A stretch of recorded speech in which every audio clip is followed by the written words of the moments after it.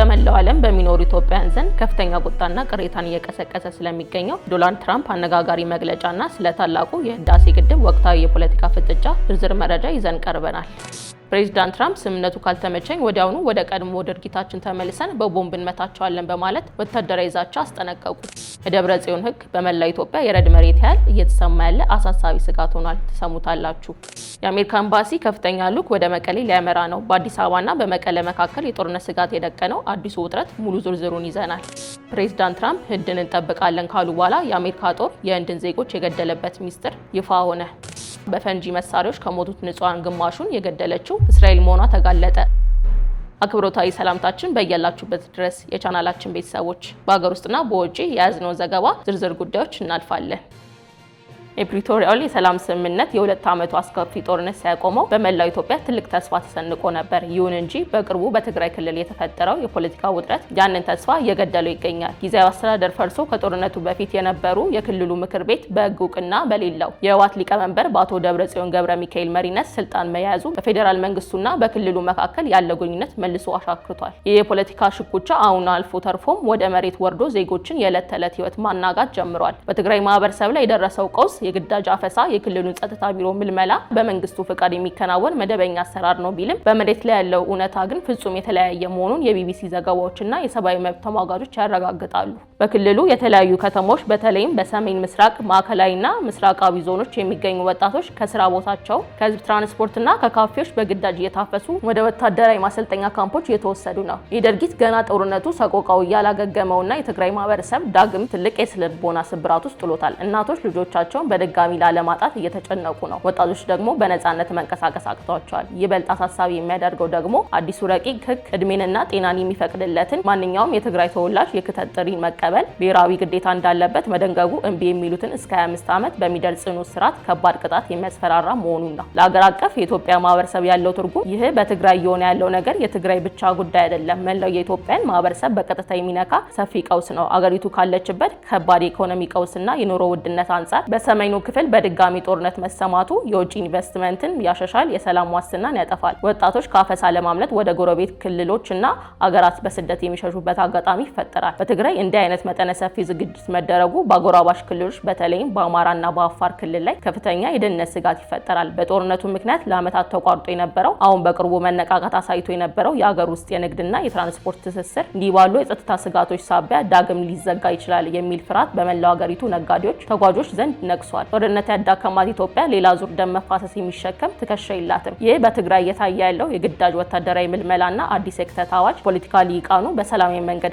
አለመግባባቶቻቸውን በአስቸኳይ መፍታት ካልቻሉ አገሪቱን ወደማይወጡባት አዘቅት ሊከታት እንደሚችል ትልቅ ማሳያ ነው። በአዲስ አበባ የሚገኘው የአሜሪካ ኤምባሲ ከፍተኛ የልዑካን ቡድን በሚቀጥለው ሳምንት ወደ መቀለ ከተማ እንደሚያቀና ለጉዳዩ ቅርብ የሆኑ ምንጮች ጠቁመዋል። ምንም እንኳን የጉብኝቱ አጀንዳና የልዑካኑ ዝርዝር በይፋ ባይገለጽም ልዑኩ በመቀለ ከህወሓት ከፍተኛ አመራሮች ጋር ወሳኝ ውይይት እንደሚያደርግ ይጠበቃል። የድንገተኛ ጉዞ የተሰማው በፌዴራል መንግስቱና በመቀለ አስተዳደር መካከል ያለው የፖለቲካና የደህንነት ውጥረት ከመቼውም ጊዜ በላይ በአዲስ ወታደራዊ ግጭት ሊያመራ ይችላል የሚል ስጋት በዓለም አቀፍ ማህበረሰብ ዘንድ ከፍተኛ ሁኔታ በጨመረበት ወቅት ነው። በቅርቡ በግንቦት 2026 ህወሓት የፌዴራል መንግስቱ የዘረጋው የጊዜያዊ አስተዳደር መዋቅር ወደ ጎን በመተው ከጦርነት በፊት የነበረውን የ2020 የክልል ምክር ቤት በይፋ መልሶ ማዋቀሩ ይታወሳል። በዚህ መሰረት የፓርቲው ሊቀመንበር ዶክተር ደብረጽዮን ገብረ ሚካኤል የክልሉ ፕሬዝዳንት አድርጎ መሾሙ በአዲስ አበባና በመቀለ መካከል ያለውን ግንኙነት በከፍተኛ ሁኔታ አሻክሮታል። ፌዴራል መንግስቱ ይህንን እርምጃ ህገወጥና የፕሪቶሪያል የሰላም ስምምነት የጣሰ ሲል ፈርጆታል። ባለፈው ሳምንት ሰኔ 5 ቀን 2026 በሰሜን ምዕራብ ትግራይ ሽራሮ ከተማ አቅራቢያ በትግራይ ታጣቂዎች የጦር መኪናዎች ላይ የተሰነዘረው የድሮን ጥቃት ውጥረቱን ይበልጥ አባብሶታል። ይህ ክስተት በሁለቱም ወገኖች መካከል የነበረው የቃላት ጦርነት ወደ እውነተኛ ወታደራዊ ፍጥጫ ቀይሮታል። ህወሓት ከጎረቤት ኤርትራ በተለይም ደግሞ ጽምዶ ከተባለው ማዕቀፍ ጋር በተያያዘና ከጎረቤት የሱዳን ጦር ኃይሎች ጋር አዳዲስ ወታደራዊና ፖለቲካ ትስስሮችን እየፈለገ ነው የሚሉ ሪፖርቶች መውጣታቸውን አሜሪካን ጨምሮ ምዕራባውያን አሳስቧል። የአሜሪካ ኤምባሲ በአምባሳደር ኤርቪን ሚስጋ የሚመራው ወደ መቀለ የሚያደርገው ጉዞ በዋናነት የአማላጅነትና የእሳት ማጥፋት ስራ እንደሆነ ይገመታል። ዋሽንግተን በከባድ መስዋዕትነት የተገኘው የፕሪቶሪያል የሰላም ስምምነት ሙሉ በሙሉ እንዳይፈርስና ሰሜን ኢትዮጵያ በድጋሚ ወደ 100 ሺዎች ህይወት ወደ ቀጠፈው አስከፊ ጦርነት እንዳትመለስ ዲፕሎማሲያዊ ጫናን ለማድረግ አቅዳለች። የልዑካን ቡድኑ ለመቀለ አመራሮች የፌዴራል መንግስቱን ቀይ መስመሮች ለማስገንዘብና ውጥረቱን በውይይት ለመፍታት የሚያስችል የሰላም መንገድ ለመቀየስ ጥረት ያደርጋል ተብሎ ይጠበቃል። በማህበራዊ ሚዲያ በስፋት እየተሰራጨ የሚገኘው የፕሬዝዳንት ዶናልድ ትራምፕ ንግግር ዋሽንግተን ከቴህራን ጋር ስላላት እጅግ አስገራሚና ተለዋጭ የዲፕሎማሲያዊ ግንኙነት አዲስ ፍንጭ ሰጥቷል። በፈረንሳይ በተካሄደው የቡድን ሰባት ጉባኤ ላይ ከግብጽ መሪ ጋር በነበራቸው ቆይታ ፕሬዝዳንት ትራምፕ አሜሪካ ከኢራን ጋር በቅርብ የደረሰችው የመጀመሪያ ደረጃ የመግባቢያ ሰነድ አስመልክቶ ጠንከር ያለ መግለጫ ሰጥተዋል። ትራምፕ በንግግራቸው ተመልሰን ቦምብ ልናዘንብ እንችላለን ሲሉ በይፋ ዝተዋል። ከኢራን ጋር የተደረገው ስምምነት ገና እንዳልተገባደደና የመግባቢያ ሰነድ ብቻ መሆኑን ገልጸዋል። ትራምፕ አክለውም በመግባቢያ ሰነዱ አተገባበር ደስተኛ ካልሆኑ እና ኢራውያን ስርዓት ካልያዙ ወዲያውኑ ወደ ቀድሞ ድርጊታቸው በመመለስ ኢራን ላይ ጥቃት መፈጸም እንቀጥላለን፣ ካልወደድኩት ወታደራዊ እርምጃ እንወስዳለን በማለት ስምምነቱን የማፍረስ አደጋ እንዳለው ጠቁመዋል። ፕሬዝዳንቱ ስምምነቱ በብዙ ምክንያት አስፈላጊ መሆኑን ጠቅሰው 99.9% ትልቁ ጉዳይ የኢራን የኒውክሌር መሳሪያ እንደማይኖራት ነው ብለዋል። በሌላ በኩል ኢራን ለመልሶ ግንባታ የሚሆን የ$300 ቢሊዮን ካሳ ይከፈላታል መባሉ ፍጹም ውሸት ነው ካሉ በኋላ ለዚህ ጉዳይ አንድ ሳንቲም እንኳን አናወጣም ሲሉ በቁጣ አሳስበዋል። አልሲሲ ለአሜሪካ መሪ ለተደረገው የመጀመሪያ ደረጃ ስምምነት የእንኳን ደስ አሎት መልእክት ማስተላለፋቸውን ተከትሎ ትራምፕ ግን የአሜሪካ በማንኛውም ሰዓት ስምምነቱን አፍርሳ ወደ ወታደራዊ እርምጃ ልትመለስ እንደምትችል ለዓለም ማሳሰቢያ ሰጥተዋል። በትራምፕና በኢራን መሪዎች መካከል የሚደረጉ መሰል ፍጥጫዎች በዓለም አቀፍ ማህበረሰብ ዘንድ በተለይም በኢኮኖሚና በነዳጅ ገበያ ላይ ትልቅ መደናገጥን ይፈጥራሉ። የሁለቱ ሀገራት አለመስማማት ወደ ወታደራዊ ግጭት ያመራል የሚል ስጋት በዓለም ዙሪያ ባሉ ማህበረሰቦች ዘንድ የኑሮ ውድነትን፣ የድህነት ስጋትን ይቀሰቅሳል። በማህበራዊ ሚዲያ ላይ የሚለቀቁ አጫጭር ቪዲዮዎች የትራምፕ ንግግር በቀጥታ በመተርጎም የጦርነቱን ስሜት ቢጋብዙ ማህበረሰቡ ዲፕሎማሲያዊ ውይይቶች ብዙውን ጊዜ የኃይል ሚዛን ለመጠበቅና ተደራዳሪ ወገኖችን ለማስፈራራት የሚደረጉ የቃላት ጦርነቶች መሆናቸውን መገንዘብ ይኖርበታል። የትራምፕ ቦምብ እንጥላለን የሚለው ንግግር አሜሪካን ከኢራን ጋር የደረሰችው ማንኛውም ስምምነት ሙሉ በሙሉ ዋስትና እንደማትሰጠው እና ዋሽንግተን አሁንም ቢሆን የኃይል አማራጭን ከጠረጴዛ ላይ እንዳላነሳች የሚያሳይ ግልጽ ማሳያ ነው።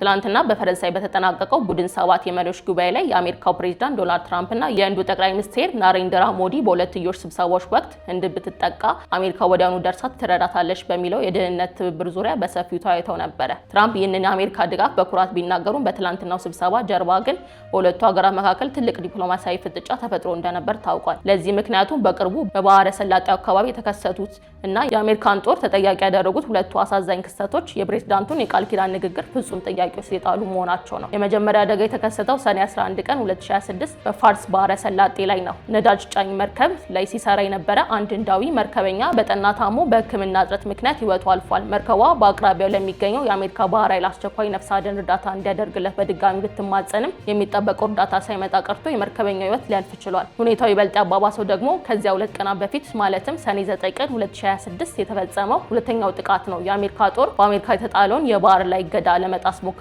ብሎ በተጠረጠረበት ኤምቲ በተባለች መርከብ ላይ በከፈተው ጥቃት 3 ህንዳውያን መርከበኞች በአሰቃቂ ሁኔታ ተገድለዋል። በትላንቱ የጂ7 ጉባኤ ላይ ጠቅላይ ሚኒስትር ናሬንድራ ሞዲ ይህንን ጉዳይ አንስተው ጠንከር ያለ ማብራሪያ የጠየቁ ሲሆን ይህንን የአሜሪካ ጦር እርምጃ በህንድ ማህበረሰብና በፖለቲካ ሊቃን ዘንድ ከፍተኛ ቁጣን ቀስቅሷል። የህንድ መንግስትም በአሜሪካ ላይ ጠንከር ያለ ይፋዊ ዲፕሎማሲያዊ ቅሬታ አቅርቧል። ብዙ የፖለቲካ ተቺዎች በትላንቱ የጂ7 ስብሰባ ላይ ተነሳው ይህንን ጉዳይ በመጥቀስ እንደሚሉት የትራምፕ ድጋፍ ንግግር እንደተለመደው ርካሽ ዲፕሎማሲያዊ ፕሮፓጋንዳ መሆኑን የሚያሳይ ነው። የአሜሪካ ወታደሮች በባህር ላይ እርምጃ ሲወስዱ የሚሞቱት ሰዎች የሀገሪቱ ጠላቶች ይሁኑ ወይም ደግሞ እንደ ህንድ ያሉ የቅርብ ወዳጅ ሀገር ዜጎች ግድ የማይላቸው መሆኑን ይህ ክስተት በተግባር አሳይቷል ሲሉ ሊቃኑ በከፍተኛ ትችት እየገለጹ ይገኛል።